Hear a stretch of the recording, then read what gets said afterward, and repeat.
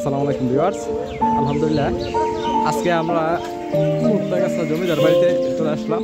তো জমিদার বাড়িটা কেমন আজকে আমরা এক্সপ্লেন করব। তো আপনাদের এই ভিডিওর মাধ্যমে জমিদার বাড়িটা অবশ্যই পুরোটা দেখানোর চেষ্টা করব। আর এখানে কিছু ডিসক্রিপশন আছে যেটা আমি একটু ভালো করে আপনাদের দেখাই, যাতে আপনারা পড়তে পারেন। এটা একটু স্পট করলাম, আপনারা অবশ্যই এটা পড়তে পারেন। এই জন্য মুক্তাগাছা জমিদার বাড়ির সামনে থেকে পুরো এরকম দেখতে। তো এটা নির্মিত হয়েছে সম্ভবত 1727 সালে। আলহামদুলিল্লাহ, আমরা ঢুকবো এখন।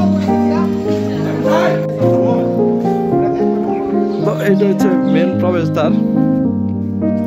এই দিক দিয়ে আমরা ভিতরে ঢুকছি। তো মেন প্রবেশদ্বার গেটে সম্ভবত ক্যামেরা দিয়ে ছবি তোলা নিষেধ। আমরা এখন এখানে ভিডিওটা স্পট করে দিব। এর পিছনে আরেকটা ভবন, তার পিছনে আরো ভবন আছে। তো এগুলো আমরা আপনাদের অবশ্যই ভিডিওর মাধ্যমে দেখার চেষ্টা করব। আর এখানে আছে বিশাল এক সিনেমা মহলের মতো। এই দিকটা দেখেন, এই দিকটা অসাধারণ সুন্দর।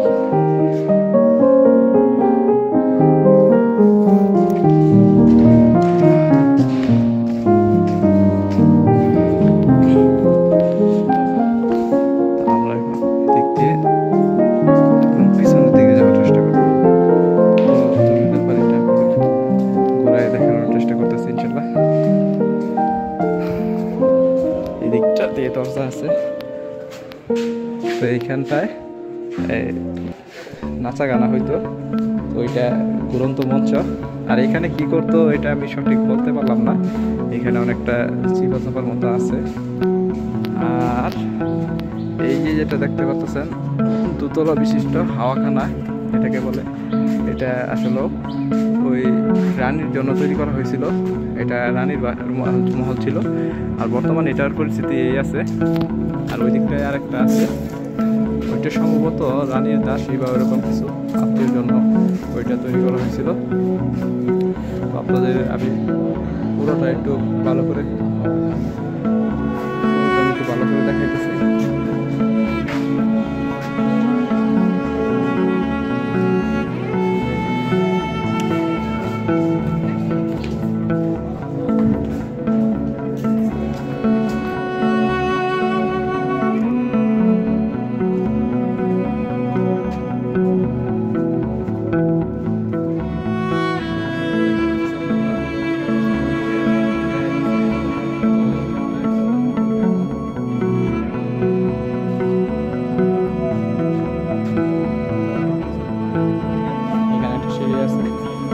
আর এখানে একটা মস্ত বড় আম গাছ আছে। আম গাছটা মনে হচ্ছে সম্ভবত জমিদারদের আমাদের থেকে লাগানো হয়েছে। তো এখান থেকে আমরা সোজা যাওয়ার চেষ্টা করবো।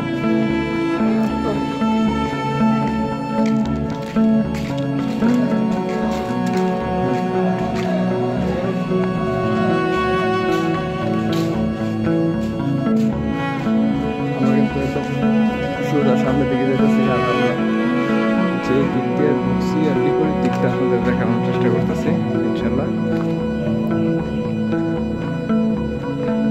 কারণ এই দিক দিয়ে তো আমরা আসছি, এই দিকটা দেখাইছি।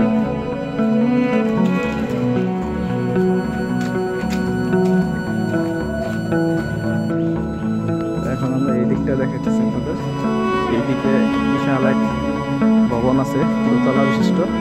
তো এইটাই সম্ভবত জমিদারের মূল কার্যালয় ছিল।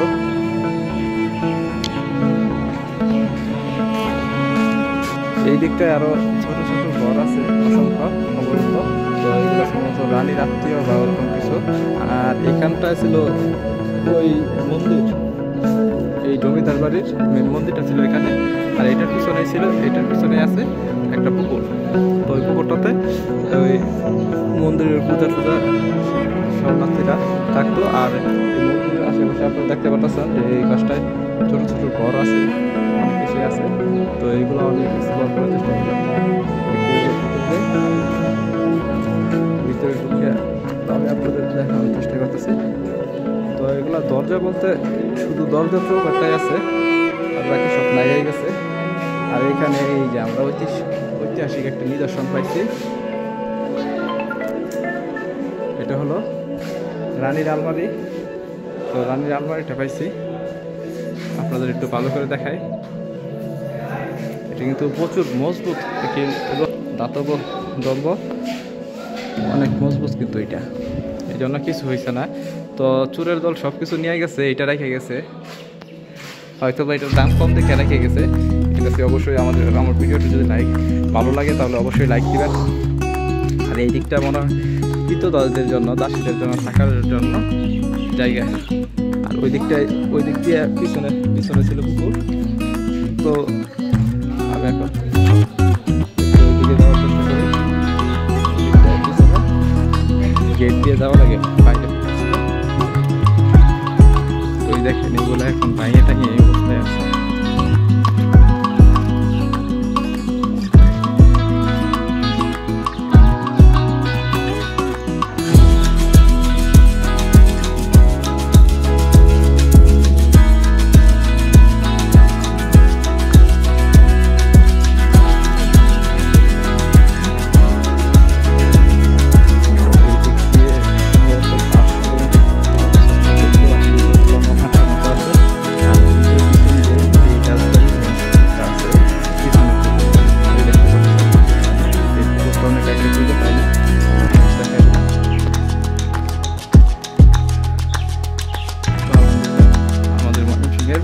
আরও দেখার মতো দর্শনীয় স্থান হলো একটা এই মুক্তাগাছা জমিদার বাড়ি। তো জমিদার বাড়িটা কী অবস্থায় আছে আপনাদের অবশ্যই এটা পিছনের দিকটা দেখাইলাম। আবার এই নিয়ে দেখে অপরূপ সুন্দর একটি বাগান তৈরি করা আছে। তো জমিদার বাড়ি ভাঙিয়া টাঙিয়া এই অবস্থায় আছে। আজকে আমরা জমিদার বাড়ি আসছি, কালকে হয়তো অন্য কোথাও যাবো ইনশাল্লাহ। তো আমাদের ভিডিওগুলো যদি আপনাদের ভালো লেগে থাকে তাহলে অবশ্যই লাইক করে দেবেন। তো এইটা হচ্ছে মেন প্রবেশদ্বার, এই দিক দিয়ে আমরা ভিতরে ঢুকছি। তো মেন প্রবেশদ্বার গেটে সম্ভবত ক্যামেরাতে ছবি তোলা নিষেধ, আমরা এখন এখানে ভিডিওটা স্পট করে দিব। তো আমরা এখন রাজবাড়ি ত্যাগ করতেছি, ত্যাগ করে আমরা ওই দিকে পিছনের দিকে রাস্তা দিয়ে আসছিলাম। তো আমরা সামনের দিকে চলে যাচ্ছি। আর সামনে আছে ব্যাটালিয়ন পুলিশ। ব্যাটালিয়ন পুলিশ বলতে যারা না বুঝেন, এটা হলো গ্রাম পুলিশ, ও সরি আর্মড পুলিশ, মুক্তাগাছা না। তো এইটার ভিতরে খুব সুন্দর একটা পার্ক আছে ভাই, এটাও আপনারা চাইলে এখানে আসতে পারেন। তো মুক্তাগাছার ভিতরে খুব সুন্দর একটি দৃষ্টিনন্দন রাস্তা এটি। এবং ওই আর রাজবাড়ির মেন পুকুরটা হলো এটা হলো রাজবাড়ির মেন পুকুর। তো আমরা সব কিছু সাইড চলে যাচ্ছি। একটা ওই দিক দিয়ে ঘাট আছে সিঁড়ি আছে, ওখান থেকে উঠা যায়। আর এটা কীভাবে আসতে হবে, আপনারা কীভাবে রাজবাড়িতে আসতে পারেন, এটা অবশ্যই আমাদের কমেন্ট করবেন। আপনার কমেন্টের মাধ্যমে আপনাদের উত্তর দেবেন ইনশাল্লাহ। তো ভিডিওর মাধ্যমে উত্তর দিলাম না।